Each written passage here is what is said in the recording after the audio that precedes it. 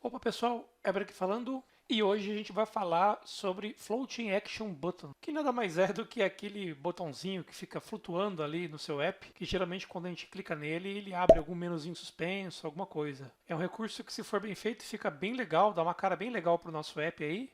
Então hoje a gente vai falar sobre esse recurso aí, como implementar ele. E se você não é inscrito no canal, já se inscreve aqui agora, já deixa aí o seu joinha e vamos lá para o código. Então eu estou aqui com o meu Delphi aberto e eu já criei uma tela aqui para adiantar, né? Porque o objetivo do vídeo não seria criar a tela, é mais a gente ver o botão de ação aqui mesmo. Mas eu criei uma tela como se fosse uma tela de perfil, né? Simulei aqui uma tela de perfil, que a gente tem um botão voltar aqui, um botão seguir, a foto do usuário, o nome, a profissão dele aqui, os seguidores aqui nas redes sociais. Eu simulei aqui como se fosse algumas fotos que ele tivesse postado, alguma coisa do tipo, e o nosso floating button aqui. Então eu vou rodar essa aplicação no Windows para a gente ver como que ela funciona e depois como que eu fiz para fazer esse recurso aqui.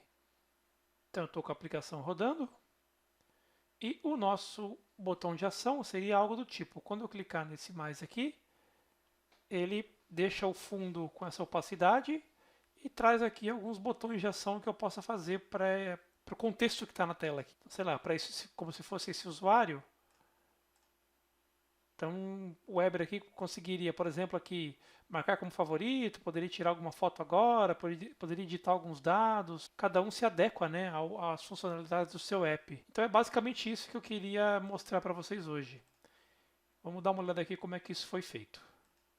Vou passar rapidamente aqui pelo layout, para a gente não perder muito tempo com isso, mas só para dizer aqui como eu montei esse layout. Eu botei basicamente aqui na parte de cima um layout, coloquei aqui do lado esquerdo uma imagem, do lado direito aqui um retângulo com um speed button dentro, né? Eu vou deixar os fontes desse projeto disponíveis aqui para vocês baixarem aqui na descrição. Assim vocês conseguem estudar aí com mais calma o layout, como foi feito e tal, se for o caso. E aí, seguindo aqui, eu coloquei um outro layout aqui, alinhado ao topo. Dentro dele eu coloquei um componente do tipo T-Circle. E aí no Circle aqui eu usei aqui a propriedade Fill dele. Deixa eu até destacar essa janela aqui do Object Inspector. Eu vou deixar ela aqui do lado. Assim a gente consegue dar um zoom e ver um pouco melhor aí o que está acontecendo. Então tem um componente do tipo T-Circle aqui, que no fill dele eu coloco a propriedade kind dele aqui como bitmap. E aqui dentro de bitmap, ó, dou um cliquezinho aqui, dou um edit e escolho a imagem que eu quero. Depois coloquei aqui uma label alinhada ao topo, outra label aqui alinhada ao topo, mais um layout. Dentro dele aqui eu coloquei outros dois layouts, esse com seguidores, esse com seguindo aqui. E dentro de cada layout desse, uma imagem aqui alinhada ao topo, mais uma label alinhada ao topo e mais uma label aqui alinhada como client, né? Como client para ela ocupar toda a tela. Seguindo aqui, uma label também alinhada ao topo, outra label e aqui eu usei um componente que é o grid layout, tgrid layout. Esse tgrid layout, basicamente ele monta uma listagem de sublayouts, vamos chamar assim. Então dentro dele aqui eu consigo colocar vários layouts e esses layouts se comportam como se fosse uma grid, como se fosse uma lista. Ó. Então se eu movimentar o tamanho do formulário aqui, ó, a própria grid já se adequa. Ó. Então é um componente legalzinho aí para vocês estudarem. Dá para fazer umas coisinhas bem legais aqui com esse tgrid layout. Então tem a tgrid layout, dentro da grid layout eu tenho os layouts, um layout para cada foto aqui que eu tenho, né? É importante lembrar que no grid layout eu tenho aqui qual é o pré-definido, né?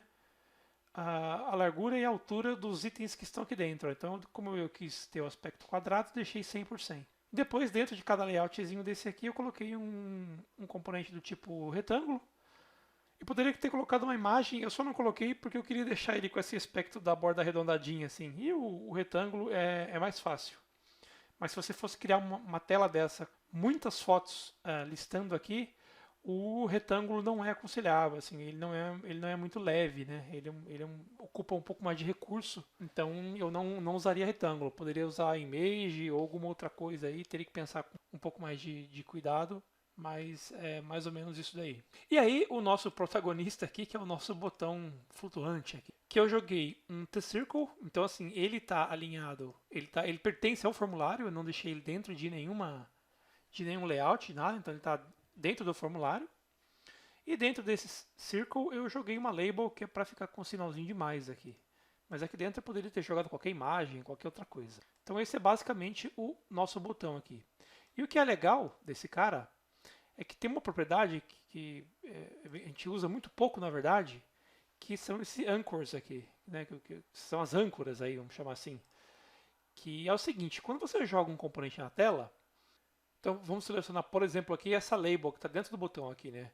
Se a gente for olhar essa label, ó, por padrão, ela sempre vem com o left habilitado e o top habilitado. O que isso quer dizer? Que esse componente ele vai ficar ligado aqui ao lado esquerdo e ao topo dele. Um recurso legal que a gente pode fazer é o que eu fiz aqui nesse T-Circle, que é o nosso botão. O que eu fiz aqui? Ao invés de eu ancorar ele do lado esquerdo do form e ancorar ele ao topo, eu inverti isso. Eu ancorei ele do lado direito e ancorei ele com a parte de baixo do form. O que isso... qual é o resultado disso na prática? Que ele fica grudado a essas bordas aqui, lado direito e a parte inferior. Então, se eu aumentar o tamanho do formulário, ó, dependendo da sua resolução, o botão vai seguir o lado que ele está ancorado. Ó. Então, se eu crescer aqui para o lado, ele acompanha, e se eu for para cima e para baixo, ele acompanha. Então, o que aconteceria se eu deixasse ligado ao lado esquerdo e ao lado superior é que se eu aumentasse aqui a dimensão do form, como ele está ligado ao lado esquerdo e ao topo, ele ficaria parado na tela, ele não se mexeria.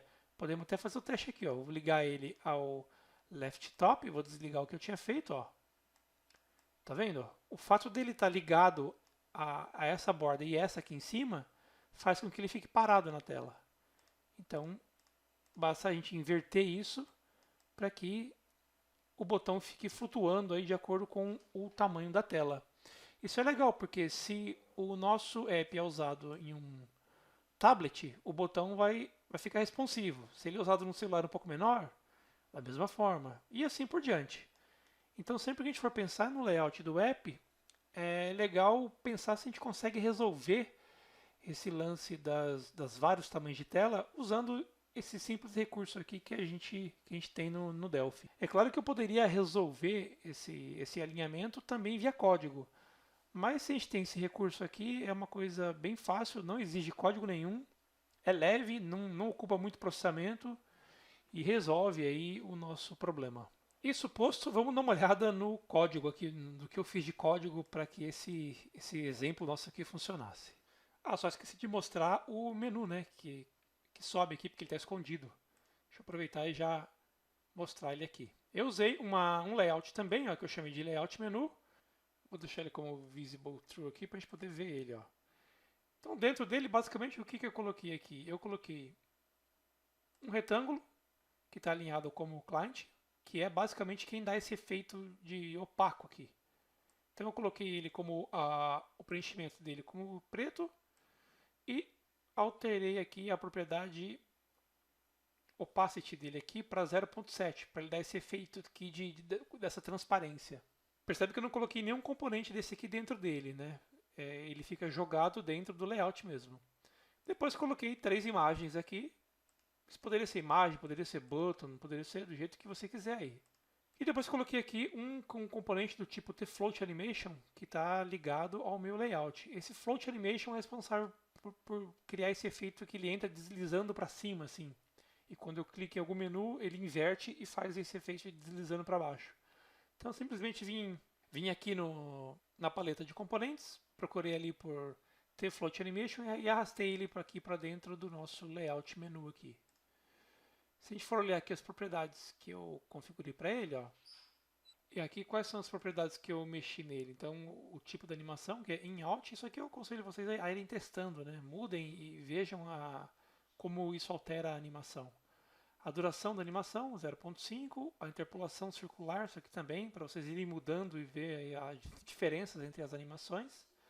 E uma coisa importante aqui, qual é a propriedade que eu quero animar? No caso aqui é a posição Y. que é a propriedade position y, né, do meu componente layout, que é basicamente a altura que ele está, a posição vertical na tela aqui. E aí vamos dar uma olhada aqui no código, como que eu fiz isso. Então, quando o formulário aqui é criado, eu estou escondendo o meu menu suspenso.